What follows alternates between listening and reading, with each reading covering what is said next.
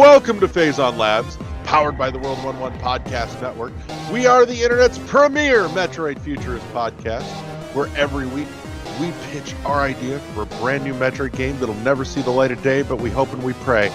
I am, as always, your host, Larry the Bearded Wonder. Joining me this week is Michael Brown. Nothing? Nope. I don't like it. Roy. You like that one Christmas episode of South Park where Kenny doesn't die? Right. Like, no, I was hoping you were going to go with the Crystal Flash thing again. Mention that we mean Flash in an entirely different way. Check this out. Right. So let's bang our shiny glowing space rocks together and see what we come up with, because I got one for you this week. Do it, Doug. All right. I'm bringing a couple of your favorite things together on this one, actually. Yeah? Yep. So, we're post-Dread, flying along. Wormhole opens up. Samus falls through space and time, ends up in her distant past, landing smack in the middle of the world of Blasphemous. Yep. And I got you a Metroid game where you're not going to be playing as Samus. Okay, now I'm interested. So, Samus lands in the middle of the world of Blasphemous, in the midst of the miracle. And her life-draining Metroid powers are growing more rampant and out of control. She's essentially killing everything she touches. And God speaks to the Penitent One and tells the Penitent One that he must act to save the world from the Blight, which is Samus just literally killing everything in her wake because she has no ability to stop it. And you play as the Penitent One, trying to chase down Samus and kill her. I'm getting a very Ender Lilies vibe here, too.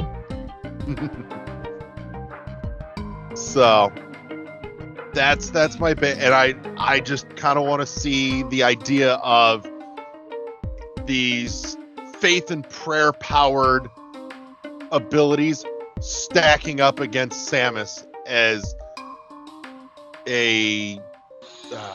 an antagonist that you actually, bump up against multiple times over the course of the game. Kind of like you do with Dark Samus or SAX. Okay. So obviously every time she's getting a little worse, a little more accidentally powerful, and so it scales with your abilities too as you progress along.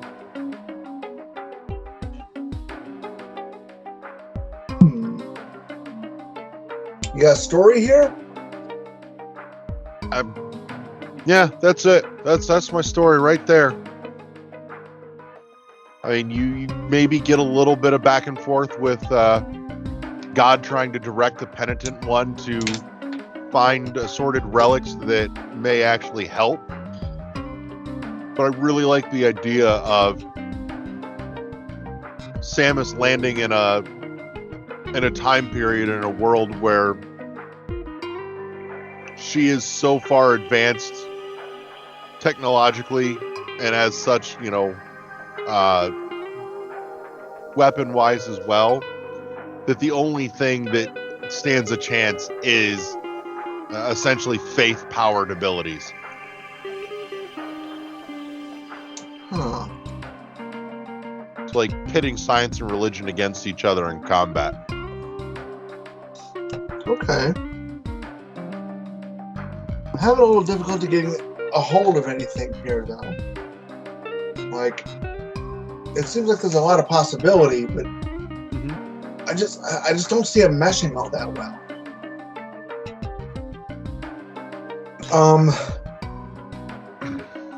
Although I do like the idea that she's so far technologically advanced that she looks like demonic magic. Well, not just that, but Yeah. that further Metroid transformation, she's looking more and more, less and less robot essentially, and more, Right. horrific organic nightmare. You mispronounced cute. You're right. Nope, spell check caught it right there. I tell you what I do want. I don't see the Penitent one being anything close to a match. Even with all his extra shit. Like, even with, like, all the relics and shit, because in all truth of the matter, that game is supposed to be as fucking brutal as possible. Mm-hmm. And it succeeded, because there are certain parts of that game that fuck that game. I mean, don't get me wrong, it was one of the best games I've played in years. Yeah. But, again, fuck that game.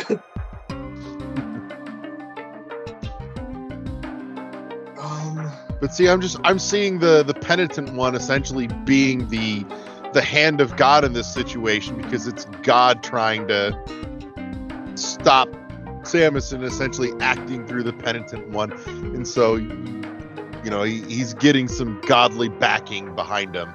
It's the only reason he would have any chance of stacking up. Yeah, definitely a possibility. Tell you what I really want, though. I want some Metroid tunes done in like that Spanish Gothic style. The almost Catholicism style. Uh-huh. Yeah. You know what? Oh wow, that sounds like badass. Right. Like, however, yeah, that dog you can pet has to make a cameo. Samus gets a hold of the dog. Spoiler. Oh no! This is what gives you your entire purpose. Is we're just gonna John Wick it. She John Wicks that dog.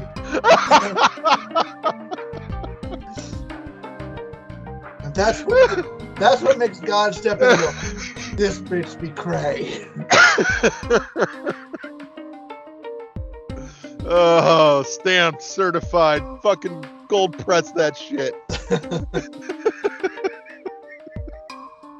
Send that right to the printers. We're good.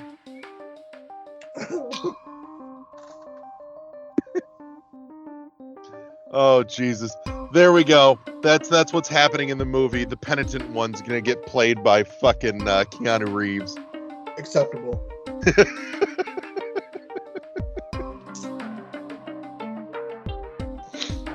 Oh, good God. I wasn't ready for that, and then it happened.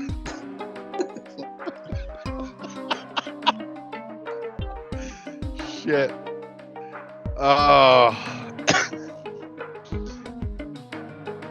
No, I'm just, like I said, the idea struck me as interesting. Like, one, just because, dropping something so out of place into that environment just struck me as neat. And then Samus, not being the playable, but just being the thing you end up having to stop instead, really hit a chord for me. I'm getting a feel almost like Hob. Like, did you ever finish Hob? Yes, I did. You remember the ending? How vaguely how the creature was explaining to you that she came from another planet? Yeah. Like, it gave you the option of which side you choose, and I'm getting kind of that vibe almost. Ooh. Which, by the way, if you haven't played it, Hob is worth playing. Go. Oh, dude, I have. Not you. I'm talking to our listeners. Uh-huh.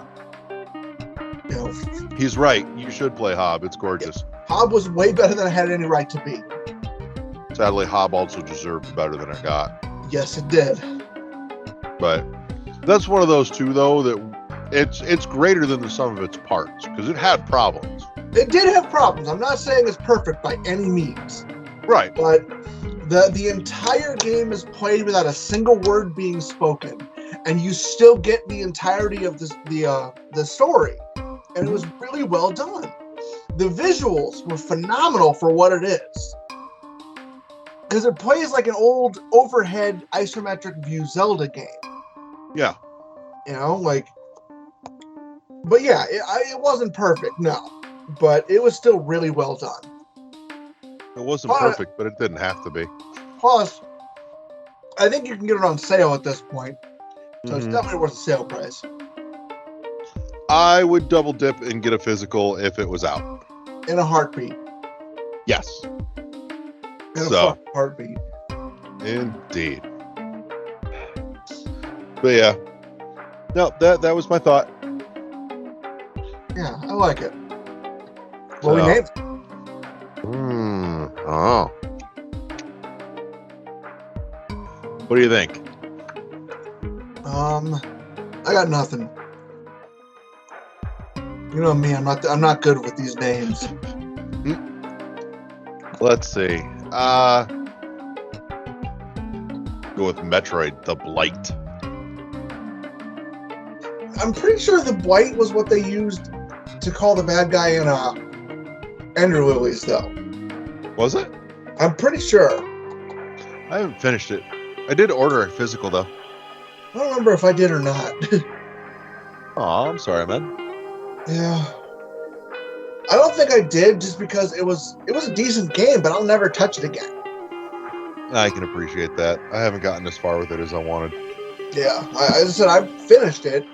I got both good and bad endings to it, and I'm done.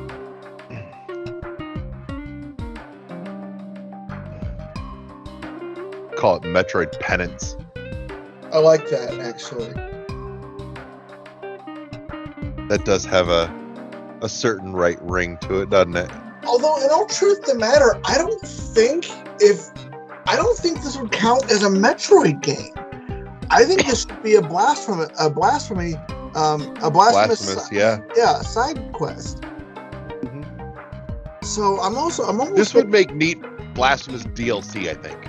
Yes, yeah, it would, and that's what I mean. I think maybe we shouldn't call it Metroid anything. Yeah. Maybe it should be, like blasphemy, something Metroid related. Specifically that. Blasphemy, something Metroid related.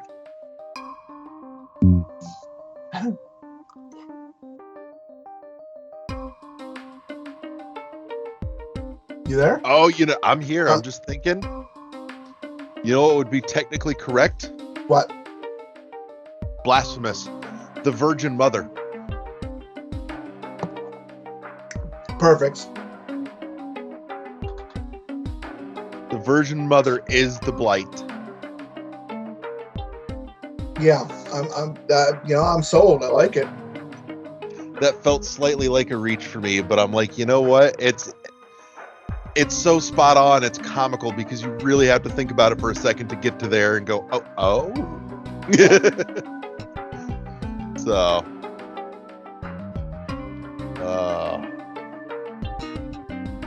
Question is, who should develop?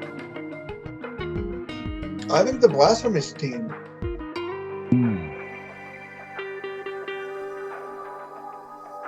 I just think it's interesting too, considering that insofar as we know, the future of 2D Metroid is in the hands of a Spanish studio.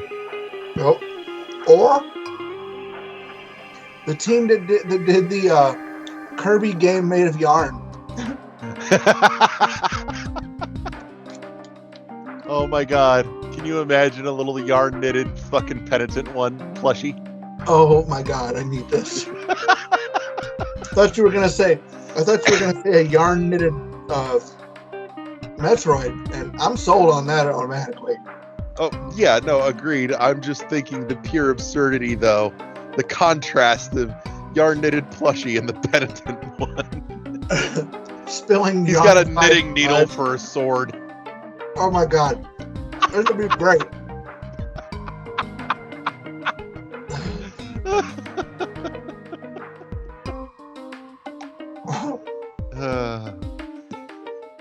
Oh, this makes me happy inside. Yeah, I'm in. All right. Well, I think that that brings us to a point where we should hit print, slip this into our now infamous manila envelope, and send our internet ninjas to go slide this under Sakamoto's door. My question is, why do they keep giving us back the envelopes if they're never going to make these games? I don't know. I'm not complaining, but right. It's probably because we're far too distracted around. Unless we got something to do. Oh, I'm still trying to understand the cease and desist letter. Dude, I burned that. We don't have to pay attention to that anymore. Oh, good. Yeah. Well, I want to say thank you to everybody that tuned in this week. Thank you to my lab partner, Michael. And, we here at the World 1-1 Podcast Network want to remind you to press start to engage your mind. And we'll see you next mission, everybody. Peace!